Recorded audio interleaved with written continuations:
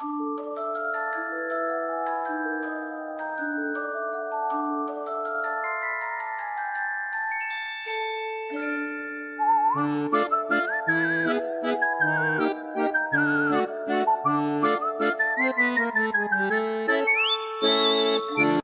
Floors is a 2008 suspense horror film directed by Pete Risky, who also wrote the script alongside Pekka Lasatsora and Mr. Lordi. I suppose I should get into who or what Lordi is.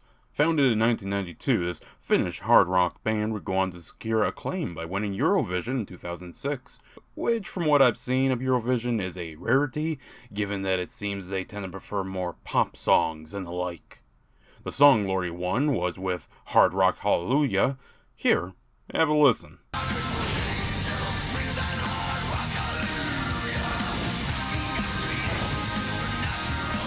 And that's about all I can play before YouTube strikes me.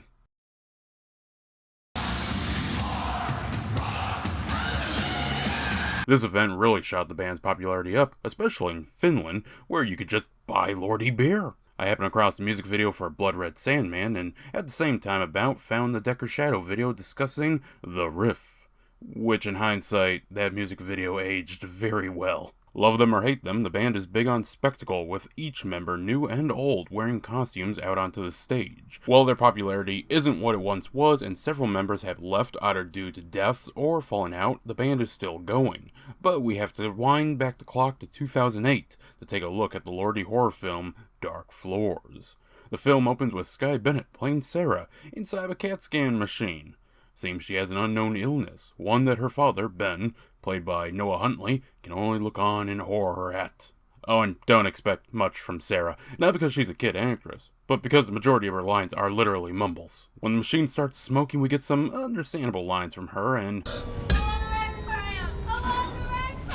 well, at least she isn't screaming Silent Hill over and over. Now out in the hallways, drawing the logo for Spiral a decade plus in advance, Ben argues with the doctors in just what kind of show they're running. During all this, no one sees Tobias, played by Ronald Pickup, whisper to Sarah. We don't know what he said just yet, so Ben takes a brooding moment before deciding to say fuck it and leave.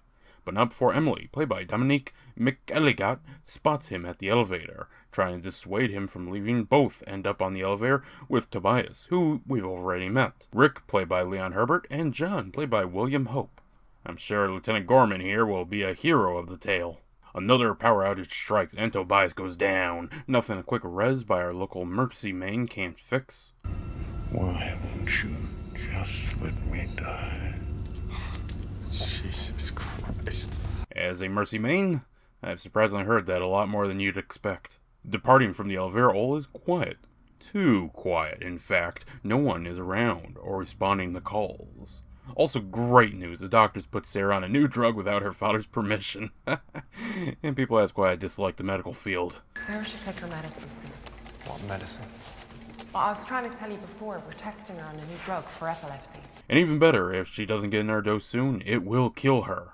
Well, damn, could this day get any worse? Hey look, there's a survivor, let's ask them. Ma'am? Rick tries to use the intercom to call for help, but only gets his own voice repeating back to him. Well, into the creepy stairwell we go, and what would happen in a creepy stairwell but strange noises far down below. Hey! Who's there? Fleeing back into the hospital, the group tries to reason, but during all this, Sarah goes away from the group. She's quickly found, but something is out there. Something ghostly. Suddenly all the electronics start to go off, and then with a shriek it appears.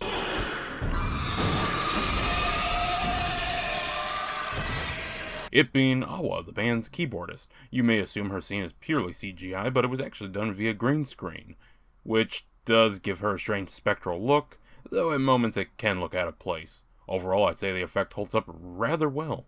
Either way, bullets have no effect, and the spirit is closing in for the kill.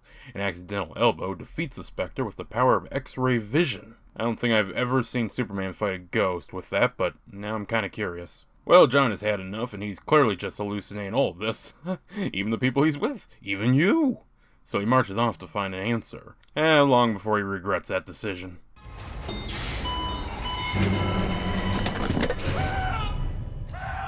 This introduces us to the band's drummer, Kita, who is an alien.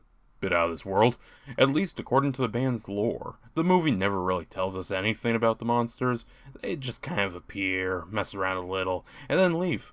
Well, trying to save John sees him being rendered unconscious. Well, since you knocked out one, why not go for a double?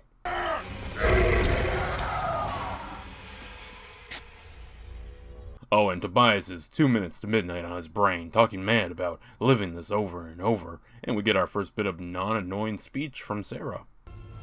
Tobias, I promise you will sleep. As you may have already noticed, the film starts to follow a pattern. Walk around the spooky place, argue with each other, encounter a band member, argue with each other, walk around spooky place. I'm not saying that's a bad formula to have, but when nothing has a rhyme or reason, it can start to feel like a spook house stretched over the course of an hour. Well, it's time for another monster appearance, this being Ox, the band's bassist. Or, at least, partially.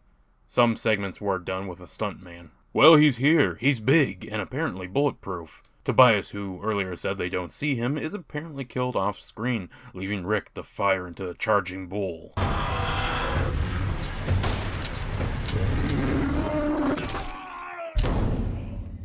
The remaining four realize that time has stopped, but even more worrying is that it's becoming an Ouroboros. It was the same call I made earlier. Well, hey, jackass, can you watch my kid while we go investigate? I'm sure you won't try to bargain with the monsters. Besides, Ben needs to discover a gun so he can repeat the time loop thing. What was that? I don't know. Oh, and John is being a jackass. Luckily, Tobias is there to tank the damage, at least. Everyone arrives just in time to witness Amen, the band's guitarist. He's here to be a chest smasher. Ben is able to temporarily get rid of Amen via a gurney, but he quickly reappears. Tobias is once more up and stabs the monster, only for it to stab him right back. Trying to keep the pace of this review up, it should be noted that well away from his kid, they bashed through a wall and saw a decayed body that is these two. So time is running on a continual loop of past, present, and future. While trying to flee, Awa attacks once again. I suppose with how faulty the equipment is here, the device probably caught fire. Now extremely slowed down, the trio flee to the parking garage, but Emily's wheels stop. And yeah, she's taken out with random zombies. I suppose at this point, most of the band is defeated, but there is still one, and he's coming. Mr. Lordi, the band's titular founder and lead singer. Ben figures that blunt damage has worked so far, so he prepares to ram Mr. Lordi with an ambulance. But all this is about to happen. Dad turns in the mold, kid has a heart-to-monstrous scream with Mr. Lordi, and then we loop back to the beginning of the film. But this time she requests a blue crayon instead of a red crayon, and we finally hear what Tobias says. Sarah, I don't feel cold anymore. I have no clue what this fixed. If anything, I don't know how anything got fixed. It did. It just did. Anyways, we end on the song Beast Loose in Paradise by the band. This was a movie. Made on a budget of a little over 4.5 million USD, the movie did not do well, only grossing $772,687 worldwide. The film would be shot between June and August of 2007 in Helsinki and Oulu, Finland. Many locals would be used for extras, while the actors themselves were smaller British actors. Having its premiere at Oulu on February 6, 2008, the film would see a final release July 25, 2012 in the Philippines. The film would see a few different titles, namely Dark Floors, the Lordi motion picture for a promotional title. Germany had the most generic title with Demonic Possession. No one even gets possessed in the film. And a working title for the worldwide release was Red Chalk. Bands appearing in films is nothing new. Singers themselves have appeared in and starred in films before. Elvis did plenty of acting in his time. But one problem is separating the performer from the role of their character. Here it should have been a lot more simple. This is a horror film, and these guys already dress as monsters. You're halfway done with filling out the cast right off the bat.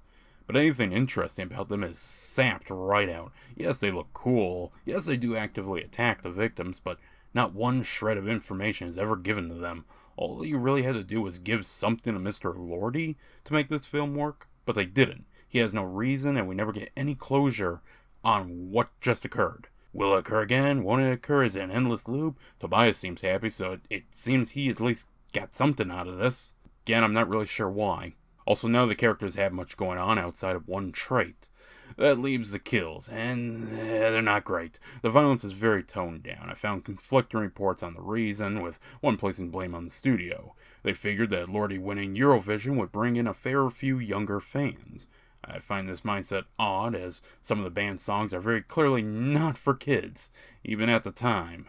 But it's a studio, so I can believe it. This film is really just a well-designed spook house. Despite all my searching, not one person has come up with a solid explanation of the film's story. Also, while I understand filmmakers not wanting to lose a tone, none of the music really reflects the band. It's very subtle music, even when the monsters are on the attack.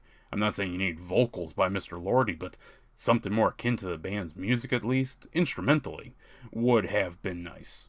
Overall, this film is largely harmless, with nothing super notable as being bad, but the lack of any story answers or closure makes it a hard one to recommend or even to watch again. We'll be looking at many films this year, and, well, this could be fine background film. I'd suggest something else if you want to get the slightest bit invested. Funny enough, this film would inspire Outlast. I could kind of see it. Me? You didn't have to drag that retarded kid around with us.